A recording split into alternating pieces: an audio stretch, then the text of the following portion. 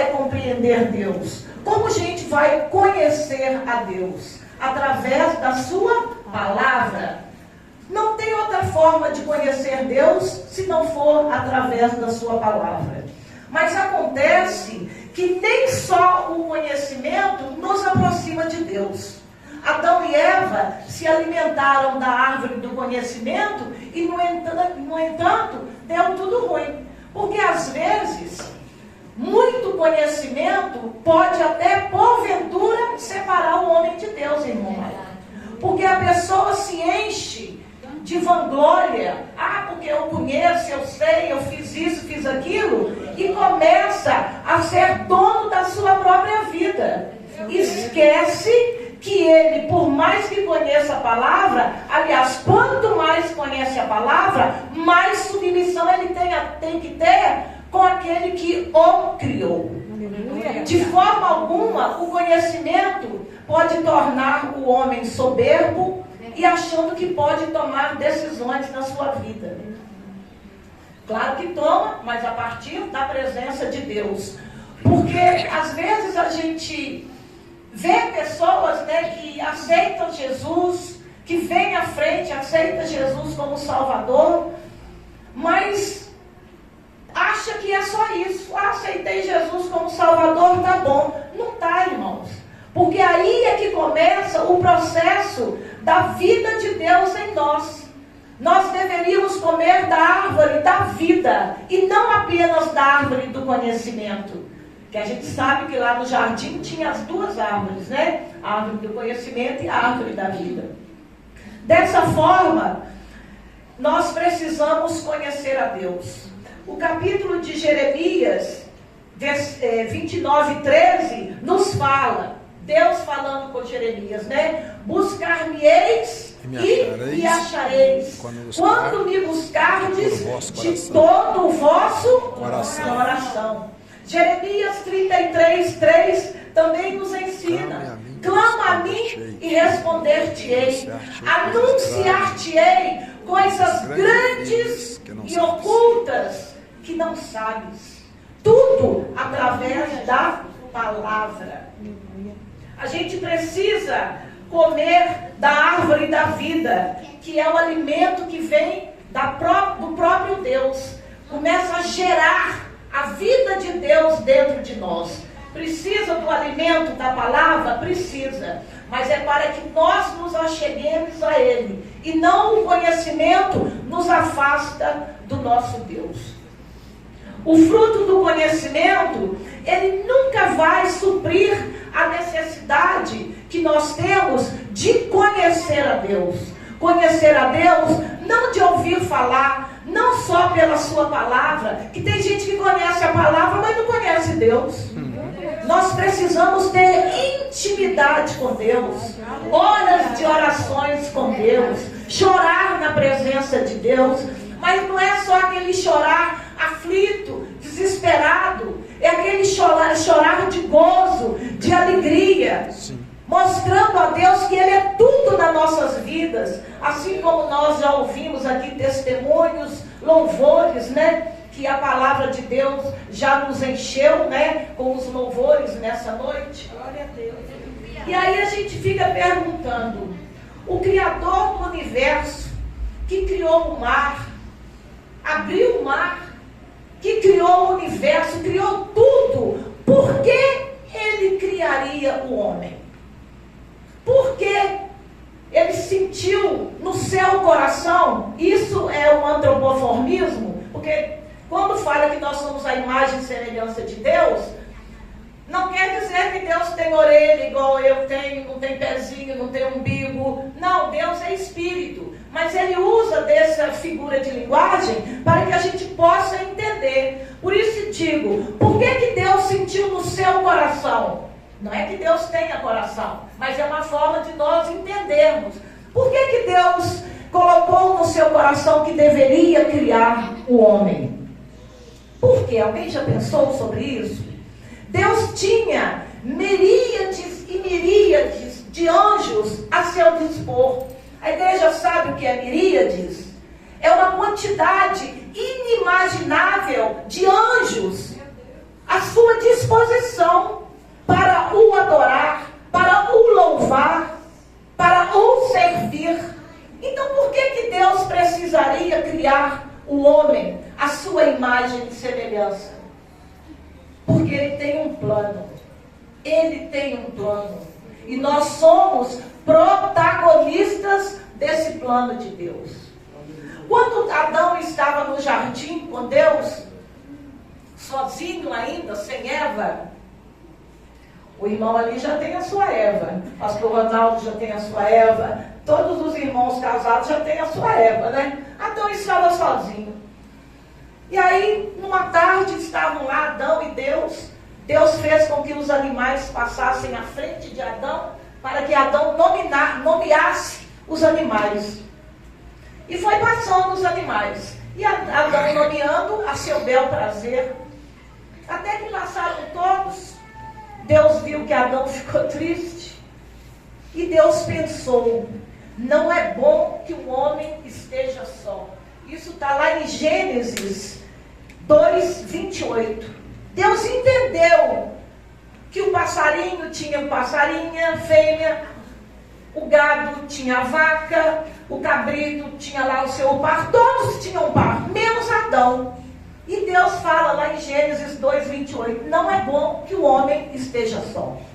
E Deus, como a gente conhece, Deus faz Adão cair num profundo sono. Do seu lado, Deus faz uma incisão, cria Eva, Adão lá no profundo sono. Quando ele acorda, está aquela lindeza de princesa lá na frente dele.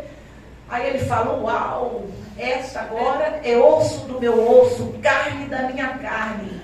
Não estou mais sozinho, né? E aí acontece o primeiro casamento, a primeira união na terra, no jardim do Éden. Adão e Eva, o primeiro casamento no paraíso. Dessa forma, como Deus criou a Eva para Adão, entendendo que ele estava só, todos os animais tinham lá os seus seres compatíveis, Deus nos criou também. Porque mesmo ele tendo aquelas miríades, como nos diz lá em Daniel, Apocalipse, Isaías 6:2, Apocalipse 5:11, Daniel 7:10, nos fala das miríades e miríades de anjos que tinha à disposição para Deus. Mas ele nos criou. Por quê? Assim como quando os animais passavam, não tinha um compatível para ser esposa de Adão, e Deus criou Eva, assim também Deus nos criou. Porque as miríades de miríades, nem os animais podem ter um relacionamento pessoal com Deus. Somente nós, que somos a sua imagem e semelhança. Olha que coisa magnífica. Deus quer ter um relacionamento pessoal com todos nós. Não é apenas para nos salvar e irmos morar no céu. Não, é muito mais do que isso. Porque não é apenas para nós termos um cartão de seguro contra incêndio. Não, agora eu sou salva, tenho esse cartão aqui de seguro contra incêndio, não vou morar no lago no fogo do inferno. Não. O que Deus sonha para nós é muito mais do que a gente possa sequer imaginar. Na verdade, a gente pode imaginar sim, se a gente ler a palavra. Porque a palavra, ela nos mostra os planos de Deus para aquele que é a sua imagem e semelhança. Lembrando que teve o pecado lá no jardim do Éden, e aí o homem não era mais a imagem e semelhança de Deus, quebrou o plano de Deus, porque o pecado entrou, a gente continua criatura, não mais imagem e semelhança de Deus. Agora é preciso um processo para que voltemos a ser imagem e semelhança de Deus, que é quando a gente entende que somente Cristo pode nos salvar, pode curar a nossa alma. Aí começa aquele processo de lapidação nas nossas vidas, e a gente começa a gerar a vida de Deus dentro de nós. Infelizmente, muitas pessoas vêm à frente, aceitam Jesus como Salvador, mas não entendem que é preciso muito mais do que simplesmente ter os seus perdões perdoados